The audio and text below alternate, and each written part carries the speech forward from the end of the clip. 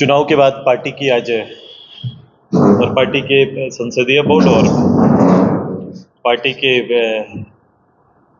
जो चुनाव के प्रत्याशी के साथ संयुक्त समीक्षा बैठक हुई है और चुनाव के परिणाम जो सामने आए हैं उसके लिए सबसे पहले इंडिया गठबंधन को इस राज्य की जनता ने बहुमत दिया है, उनको बधाई देते हैं। इस उम्मीद के साथ कि उनके किए हुए वायदों को एक समय सीमा के अंदर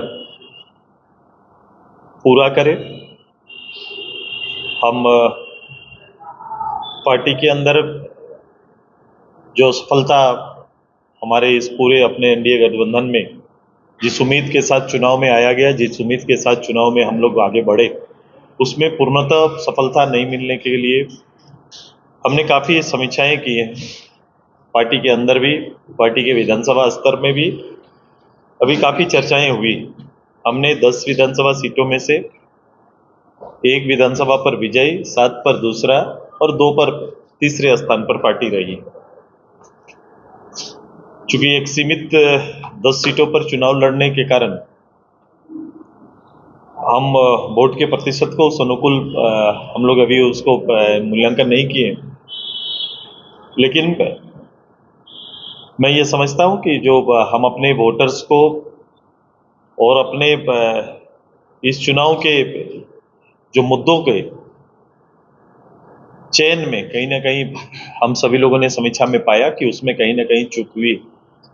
वोटर्स को हम बांधे रखने में असफल हुए। कार्यकर्ता को चुनाव के लिए जितना धारदार बनाना था और समन्वय जो हमारा गठबंधन के साथ बनना था, वो एक कारण निकल कर सामने आया है। प्रारंभ काल से निर्णय में थोड़ा विलंब होना, दोनों घटक दलों का निर्णय, सीटों का बंटवारा का निर्णय में विलंब, एक विषय उभर कर सामने आया है। इन विषयों पर आज इनकी राय ली गई है, जिस कारण से सामने वाला जो सरकार और सरकार की ऐसी कुछ घोषणाएं जो केवल इलेक्शन को देखते हुए घोषणाएं सरकार के द्वारा किया गया, वो भी प्रभावी हुआ है। कहीं कहीं पर सरकारी महकमों का भी भूमिका पर प्रश्न चिन्ह है। तो कई चीजें हैं अभी जिस पर पार्टी मूल्यांकन कर रही है, उनके पृष्ठभूमि को भी निखारने और देखने का काम हम लोग कर रहे हैं और उम्मीद करते हैं कि जो सरकार आई है, जिन्हें जनमत मिला है, वो जनमत उनके किए हुए वायदों का है, उनके निर्णय का है। उस जनमत को जनता के हित में जल्द से जल्द वो सरकार लाए, ये हमारी शुभकामना रहेगी। ओवरऑल पार्टियां जनता के लिए ही लड़ती है, जनता के लिए ही अपने विचारों को बड़ा बनाते हैं। तो ये कोशिश रहेगी कि अगर आपका विचार को जनता ने अगर सहमति दिया है जनादेश के रूप में, तो ये सुनिश्चित करिए कि ये 5 साल के जनादेश, ये अंतिम वर्ष का जनादेश या अंतिम वर्ष के निर्णय के लिए नहीं, प्रारंभ से ही ये निर्णय जिस रूप से आपने वायदा किया है वो उस रूप से ये काम प्रारंभ हो। सकारात्मक चीजों पर सरकार को हमारा साथ रहेगा, इस राज्य के मूल विषयों पर सरकार को साथ रहेगा। जो हमारा एजेंडा हमेशा रहा है, जिस एजेंडा के साथ हम काम करते रहे, वो एजेंडा जब भी आएगा हम निश्चित रूप से उस निर्णयों में खड़े रहेंगे। लेकिन जब एजेंडा या फिर जन विरोधी निर्णय जहाँ जहाँ आएंगे, हम निश्चित रूप से एक प्रबल धारदार विपक्ष के रूप में भी हम अपनी भूमिका पे रहेंगे। सुधीर जी, कहा जाता है सड़कें सूनी हो जाती है तो सत्ता बेलगाम हो जाता है। फिलहाल जनादेश तो ऐसा मिला है कि सड़कें सूनी दिख रही हैं। ऐसा नहीं होता, ये प्रारंभ में, चूंकि अभी एक चुनाव, जब आप चुनाव लड़के आते हैं तो सब चीज एक कलर में दिखने लगता है। विजयी होते हैं तो कमियां छिप जाती है। ये हम लोग लगातार राजनीति में हैं, इस तरह से हम लोग सरकार को बनते हुए देखते हैं, गिरे हुए देखते हैं। सब परिस्थितियों को हम लोग ने झेला है। मेरे लिए चुनाव कोई नया नहीं है। हम इन चुनाव को व्यक्तिगत रूप से भी और पार्टी के रूप से भी और गठबंधन के रूप में भी हम देख रहे हैं। सुधीर जी, एनडीए की हार के पीछे जयराम फैक्टर भी है क्या? देखो, सबसे बड़ा है वोटों को ध्रुवीकरण करने में, वोटों को एकजुट करने में एनडीए, हेमंत जी और उनकी पूरी टीम सफल हुई है। उन्होंने ये चुनाव किसी विकास के नाम पर लड़ा गया चुनाव नहीं है, या विकास के एजेंडे पर ये सरकार ने चुनाव नहीं लड़ा, बल्कि जातीय ध्रुवीकरण ने, जो इस गठबंधन का मूल आधार है, उसको बनाए और बांधे रखने में ये सरकार सफल हुई है। सर, अभी आपने कहा कि इस गठबंधन के साथियों के साथ समन्वय स्थापित नहीं हो पाया, क्या ये भी एक कारण रहा है? बिल्कुल वो कारण रहा है। आप देखेंगे मैं बड़ा स्पष्ट इस चीज़ों पर हूँ, क्योंकि जब विधानसभा की चुनाव हो रहे तो स्टेट चेहरा को सामने और उसको फोकस करके हम लोग चुनाव लड़ रहे हैं। तो राज्य स्तर पर भारतीय जनता पार्टी आजसू या मेरे वंशज हो क्या, आपने केवल सीटों के बंटवारे के अलावे किसी दिन आपने कोई मीटिंग देखा नहीं होगा, या फिर सभाएं भी हमारी बहुत कम हुई। हम कभी एक मंच में आकर इस राज्य के लिए अपील करते हुए हम लोग नजर नहीं आए, एक बड़ा कमी रह गया। तो क्या मतलब आपको लगता है कि मुख्यमंत्री का चेहरा आप लोग की तरफ से डिक्लेयर्ड होता तो कुछ बात अलग होती, या ज्वाइंट सभाएं होती आपकी बाबूलाल जी की तो अलग? नहीं, अगर ऐसा कर पाते कि राज्य के अंदर, मैं हमेशा बोलता रहा हूं कि भाई इस राज्य को कौन खेवनहार होगा, कौन चेहरा होगा, किसके लीडरशिप में सामने वाली गवर्नमेंट को हम दोस्त करेंगे, ये पब्लिक की इच्छा रहती है। और एक पारदर्शी रूप से अगर ये संभव हो पाता, क्योंकि ये निर्णय गठबंधन के अंदर का था, अगर ऐसा हो पाता तो मुझे लगता है कि और बेहतर होता। लेकिन आप कह रहे हैं कि कुछ योजनाएं चुनाव को देखकर लाई गई, जैसे मैया योजना, सरकार तो उसको और इंक्रीज कर रही है, सिलेंडर की बात कर रही है, तो वो तो आप जिसको बोलते हैं फ्री बीज, वो तो सरकार कर रही है, वो श्रम है महिलाओं का जो वो परिवार के लिए करती है अपने। मैं उसको मैं इनकार नहीं कर रहा हूँ। आपका और आपके द्वारा लाया गया अंतिम 3 महीना का ये जो वोटर्स को प्रभावित करने वाला जो स्कीम है, मैं हमेशा उसके लाने के तरीके पर प्रश्न खड़ा किया हूँ कि किस समय लाया गया, उस समय कौन सा था।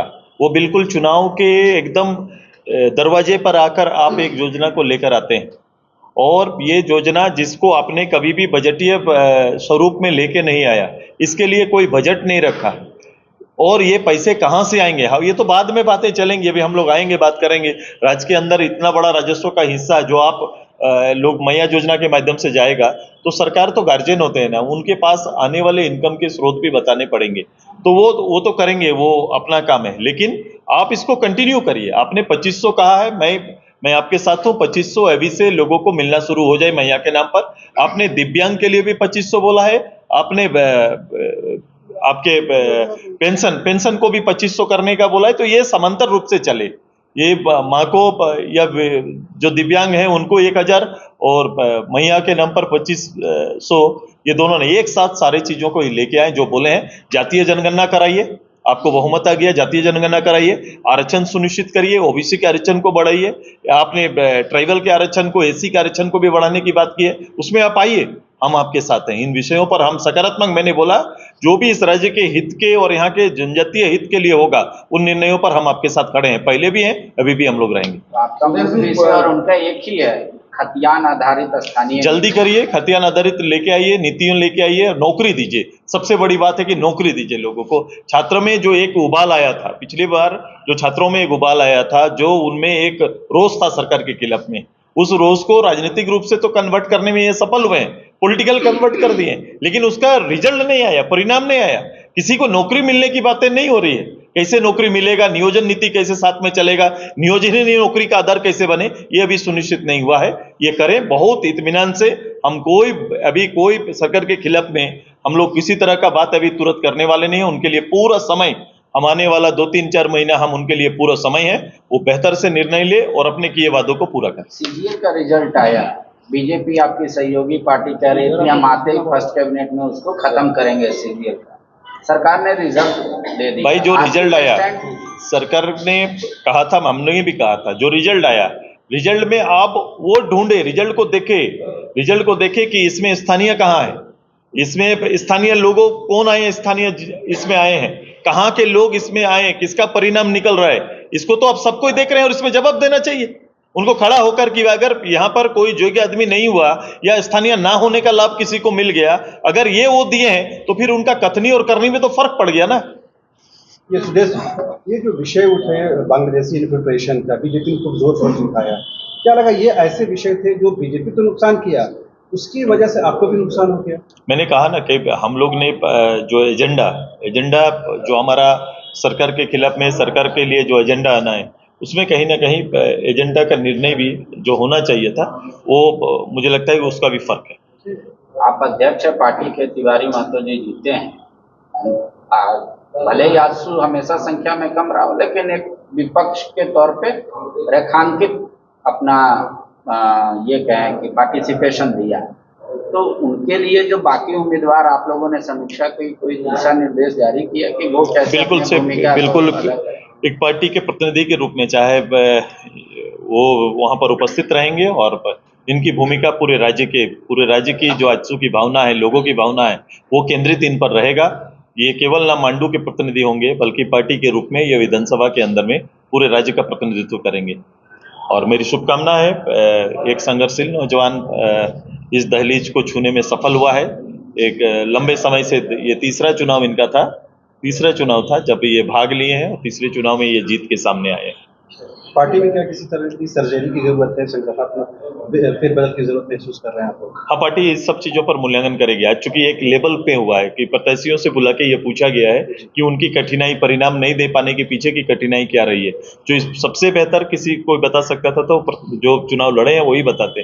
अगर इनके साथ पार्टी को अगर हम जोड़ देते तो राय अलग अलग हो सकती है। अब मैं पार्टी के राय पर अलग से जाऊंगा कि उस विधानसभा की पार्टी की राय क्या है, वो प्रतिनिधि जो हमारे सामने थे, जो प्रत्याशी थे, उन पर उनकी राय क्या बनती। गोल, जहां 27 वर्षों के सफर में 17,000 से भी अधिक छात्रों ने डॉक्टर एवं इंजीनियर बनकर भरे सफलता की ऊंची उड़ान, जहां साधारण छात्र भी झारखंड टॉपर्स बनकर बना रहे इतिहास। दूरदर्शी शिक्षाविद श्री विपिन सिंह के मार्गदर्शन में मेडिकल एवं इंजीनियरिंग के लाखों छात्रों के लिए आशा की किरण के रूप में गोल, नेशंस लीडिंग इंस्टीट्यूट। TheFollowUp.in.